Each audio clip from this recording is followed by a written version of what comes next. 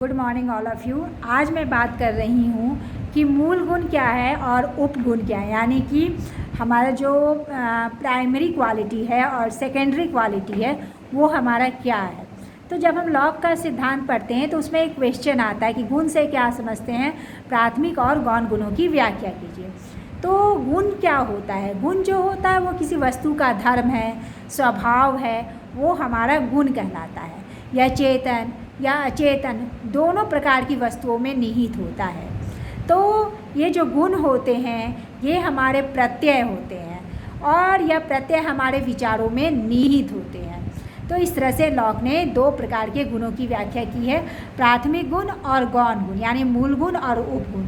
तो मूल गुण वह होते हैं जो किसी वस्तु के साथ जुड़ा रहता है, हम देखें या ना देखें, हम अपनी इंद्रियों से देखें या ना देखें, वह गुण जुड़ा होता है, वो हमारा मूल गुण कहलाता है। जैसे मान लीजिए एक बर्फ़ का टुकड़ा है, तो बर्फ़ के टुकड़े की आकृति क्या होती है? मान लीजिए वो गोलाकार है तो हम कहेंगे गोलाकार है, अगर उसका रंग उजला है तो हम कहेंगे कि उजला है। तो ये जो आकृति होती है, विस्तार होता है, ये हमारा किसी वस्तु का गति होता है, ये हमारा मूल गुण है, उस वस्तु से जुड़ा रहता है। लेकिन जो उपगुण होता है वो हमारे देखे जाने पर निर्भर करता है, जब तक हम देखेंगे नहीं उसकी सत्ता हमको स्वीकार नहीं है। तो मूल गुण को देखने पे ही उपगुण हमें समझ में आता है, जैसे रूप है, रंग है, स्वाद है का पता चलता है।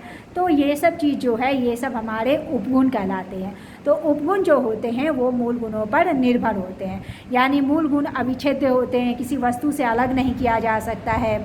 मूल गुण वस्तु में ही सन्निहित होता है। मूल गुण हमारे इंद्रियों पर निर्भर नहीं करते हैं, हम देखें या ना देखें मूल गुण की सत्ता अपनी बनी रहती है। विस्तार, आकार आदि ये हमारे मूल गुण कहलाते हैं।